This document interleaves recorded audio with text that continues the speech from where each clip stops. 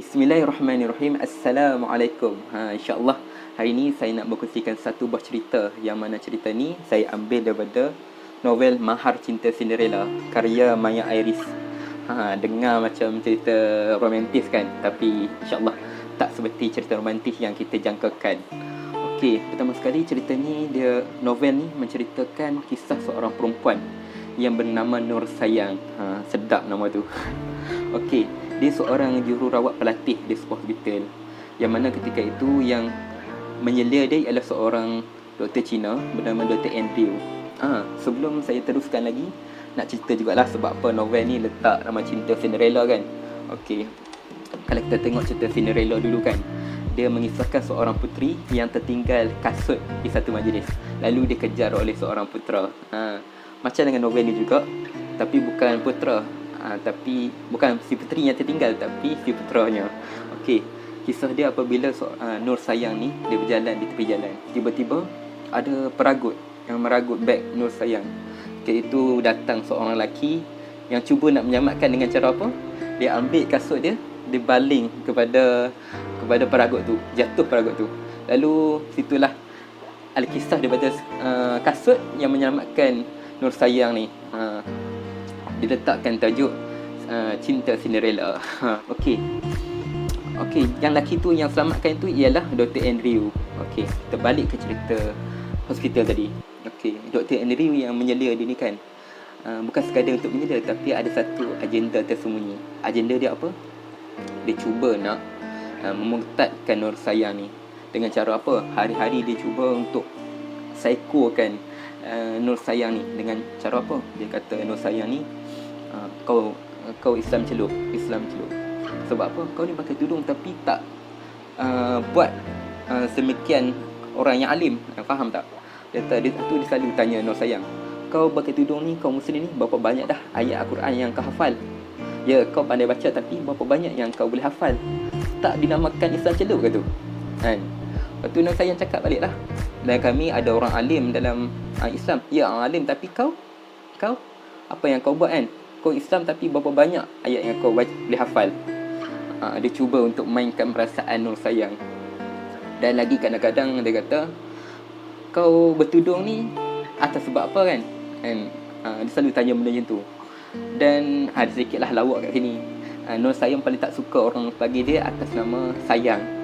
Lebih kalau orang luar panggil dia Nur, atas nama Nur.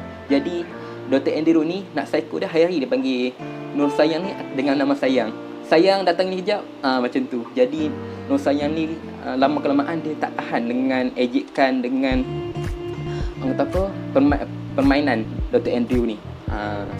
Jadi dia macam koyak sikit kan dengan Dr. Andrew ni. Jadi lama-kelamaan dia cuba untuk belajar baca buku, apa yang dimaksudkan dengan kewujudan Allah ni. Dia nak balas balik, nak counter balik dengan Dr. Andrew kan. Apabila Dr. Andrew tanya kenapa pakai tudung kan, kenapa orang Islam pakai tudung perempuan. Jadi Nur Sayang dia bagi satu perumahan yang paling mudah. Dia campakkan satu gula-gula yang berbalut dan satu lagi yang tak berbalut. Mana yang doktor nak? Nak yang berbalut ke yang tak berbalut? Lepas tu Dr. Andrew cakap, mestilah nak yang berbalut kan, sebab masih bersih. Macam tu jugalah orang Islam nak menjaga kebersihan, kesucian seorang muslimah itu. Dan banyak lagi lah. Lama-kelamaan saya ringkaskan cerita, dia banyak memberi dalil-dalil daripada Al-Quran. Bagaimana? Dia kata sebab apa ahli neraka ini dia besarkan tubuh dia berapa kali ganda besar saiz dia. Sebab apa? Allah betul-betul nak menyeksa ahli neraka ni. Kalau badan kecil macam saiz saya ni, badan kecil kena sesaan tak merasa sangat. Tapi bila badan kita saiz gergasi besar, kena sesaan Allahu Akbar besar. Jadi saat tu Dr. Andrew terfikir, okey, ada logik dia. Kalau badan kecil kena sesaan tak merasa, tapi bila badan berganda-ganda besar akan merasa seksa tu lagi-lagi besar. Dan lagi Nur Sayang bagi dekat Dr. Andrew. Dr. Andrew kata, ada tak dalam sains bila badan kita ni terbakar kan, selepas terbakar tu kulit kita dah tak rasa dah sakit tu, tapi Allah jadikan ahli neraka ni apabila terbakar kulit dia akan bercantum, akan jadi elok balik kulitnya, lalu diseksakan lagi. Itu sebab apa? Allah nak bagi kita rasa kesat kita berganda-ganda. Rosak kulit, jadi elok balik. Rosak kulit, jadi elok balik. Dan saat tu Dr. Andrew terfikir, betul juga logik dengan ayat-ayat Quran ni. Sebab apa? Dalam sains, apabila kulit kita rosak, selepas tu dah tak rasa apa dah kan. Dia dikenakan haba ke apa, tak rasa sangat dah. Sebab kulit kita dah tak ada dah dari tu.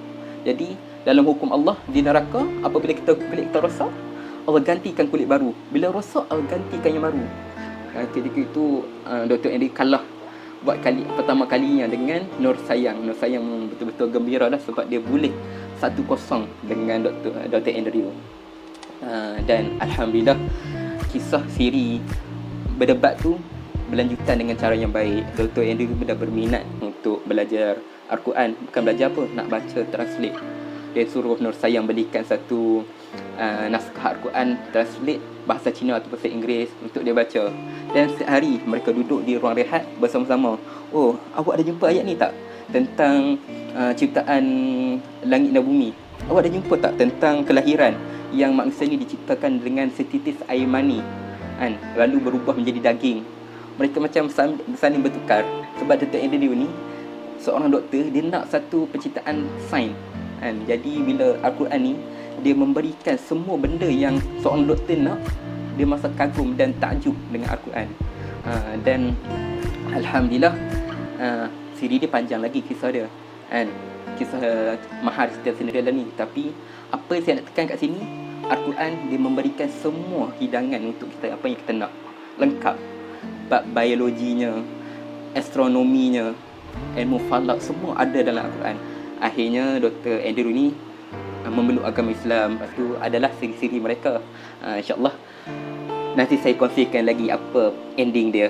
Okay, insyaAllah setakat itu saja kot perkongsian daripada saya. Harap kita teruskan untuk membaca dan membaca. Utamakan membaca yang baik-baik. InsyaAllah semoga menjadi manfaat untuk kita. Assalamualaikum.